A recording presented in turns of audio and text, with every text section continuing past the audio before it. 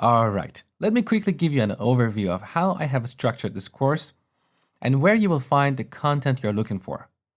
In the next section, you're going to learn the basics of XAML, and this gives you a good foundation to progress through the rest of the course. Next, we're going to look at layouts, which we use for arranging visual elements on screen. So you will learn how to build user interfaces like these. Next, you're going to learn about images. You will learn about downloading images from the internet or embedding them in your applications. You will also learn about icons. After that, we're going to look at lists. So you will learn how to present data in beautiful interactive lists. Following that, we're going to look at navigation. You will learn how to navigate users from one page to another, how to implement master detail, how to implement tabs, how to display pop-ups, and so on. Next, you're going to learn how to accept input from the user, and this will help you build forms and setting pages.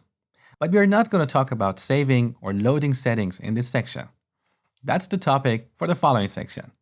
So in data access section, you will learn various ways you can store application data. You will learn about application properties. You will learn about file system. You will learn about storing structured data in a SQLite database. And finally, you will learn about consuming RESTful services. Now, if you don't know what RESTful is all about, don't worry. I've got some PDFs for you, so you're in good hands. Next, we're going to look at MVVM architectural pattern. I will explain what MVVM is, when you should use it and why, and how to implement it. But briefly, we use MVVM for decoupling our application from a presentation framework like Xamarin.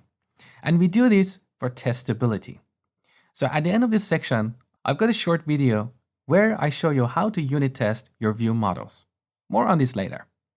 And finally, in the last section, we're going to look at some more practices and features that are useful in building larger complex applications. And in this section, I will show you some of the useful plugins that you can use to access common device functionality, like using the camera, GPS, checking the status of the battery, detecting motion, accessing contact book, and so on. So there is a lot to cover over the next 7 hours, and I hope by the end of watching this course, you will have a very solid foundation to build cross-platform mobile apps using Xamarin Forms.